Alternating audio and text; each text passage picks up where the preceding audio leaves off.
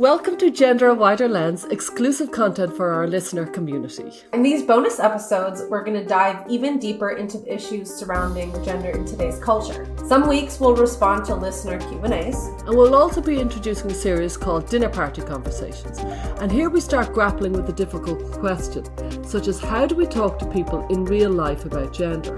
And we also dive a bit deeper into topics that we touched on in the full episode. Here is the bonus conversation. Zhenya, thank you for joining us for this exclusive content for our listener community. We didn't get to this during our full episode, but you have a really interesting kind of observation that you made when you studied the Christine Jorgensen story and like her endocrinologist. So can you give listeners a little background? Who was Christine Jorgensen? Someone who transitioned very early on, I think in the 30s, right? So can you tell us a little bit about the 50s, who Christine was and what's going on with the endocrinologist? What happened after she transitioned? Yes. So the reason why I'm sure Christine Jorgensen was not the first person to be taking hormones, but I think it was the most famous. And Harry Benjamin, after whom the WPATH used to be named, was the person who oversaw Christine Jorgensen's surgery and said, without you, we would have nothing. So it's a really, really important person. And so Christine Jorgensen was an American, but whose parents were Danish. And Christine was, prior to transition, it was a male to female person.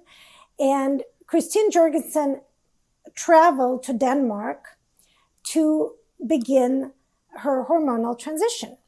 Christine Jorgensen was very well aware that they were not a female. They said, I'm somewhere, we're a combination of traits, female and male. I feel a lot closer to the female end of the continuum. And so Christine found a Danish endocrinologist who provided her with, at that time him, but an individual who began the transition, provided them with cross-sex hormones. And then within some period of time after that cross-sex hormones, I think it was a year, but I'm not certain, they got what they called at the time a demasculinization surgery. So that is castration. At the time, as far as I know, castration was illegal in the United States in those situations. So Christine could not have gone that surgery in the United States. Vaginoplasty, however, was available in the United States and was done in a much better way in the United States. So Christine traveled to Denmark to get the hormonal treatment. And then the first phases of the surgical treatment, which were called demasculinization, so removal of the testes, and then epinectomy, so the removal of the penis. Then, according to the United States laws, Christine was no longer a male but a female, and then the vaginoplasty could be legally performed in the United States. Okay, so can I just double check? According to U.S. law at the time, it was the absence of testes and a penis that classified someone as female.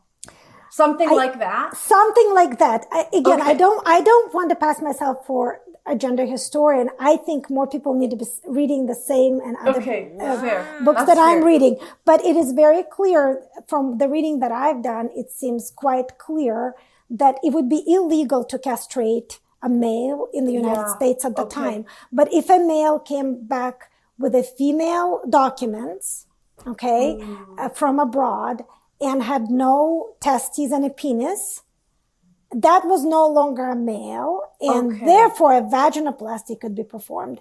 And apparently American surgeons were much better at performing vaginoplasties than their European colleagues. So really, many Americans would then later follow Christine's journey to go abroad to get demasculinization, which is removal of testes and penis, and then come back to America for vaginoplasty. But what's really interesting about Christine is that Christine's story was leaked to the journalists without Christine's explicit permission. And so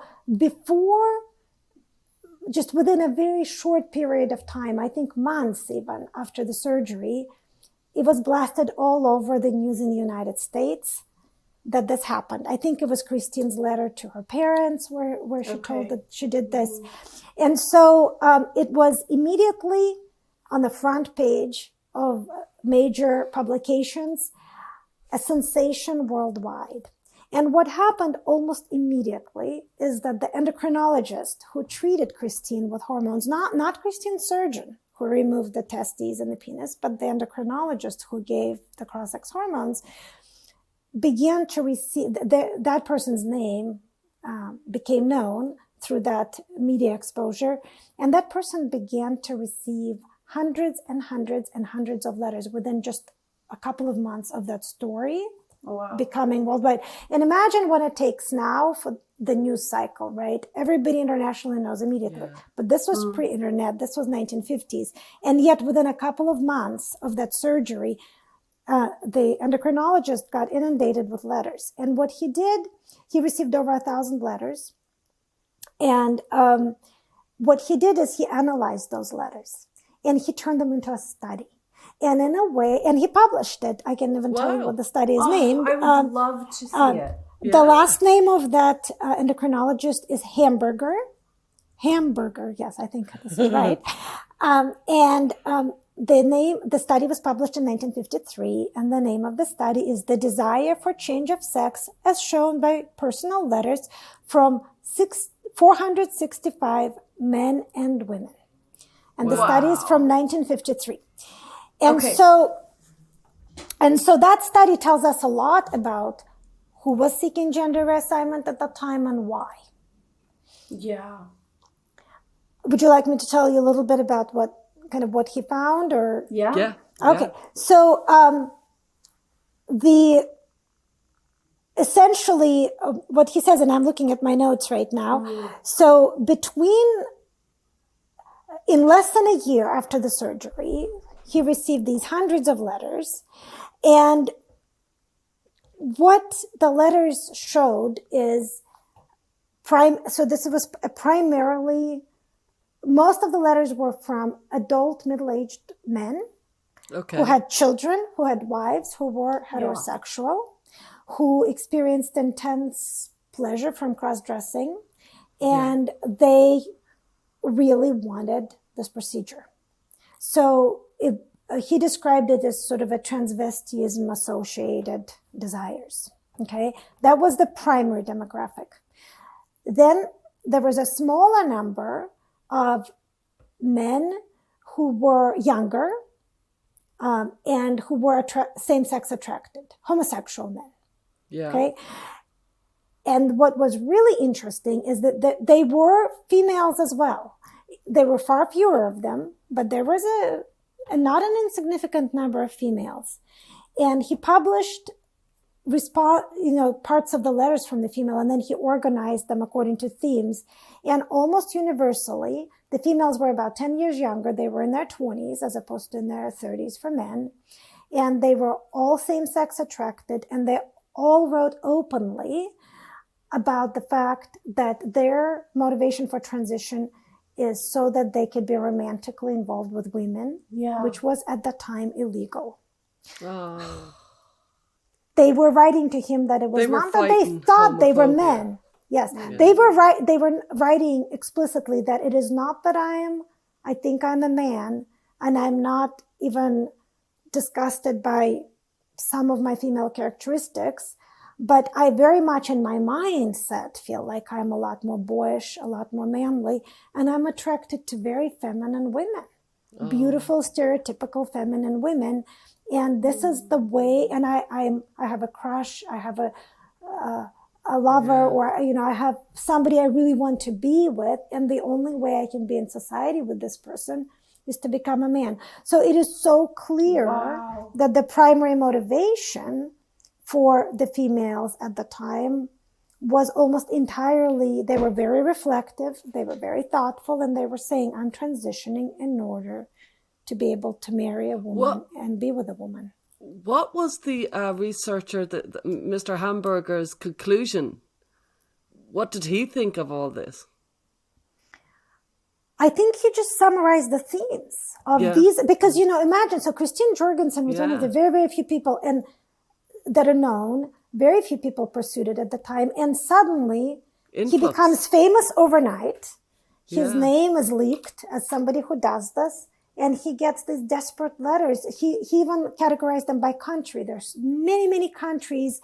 People write to him in different languages. Yeah, I see and that. So me and Sasha could do our own research of the thousands of emails we get from parents. I know. Right. Maybe not unlike what you discovered when your name became known for working with this population. God. Oh, it's why I'm here. All those heart-rending letters. There were emails, but but what's and maybe you should do semantic analysis. But what's really, really interesting. Put you onto that, Zhenya.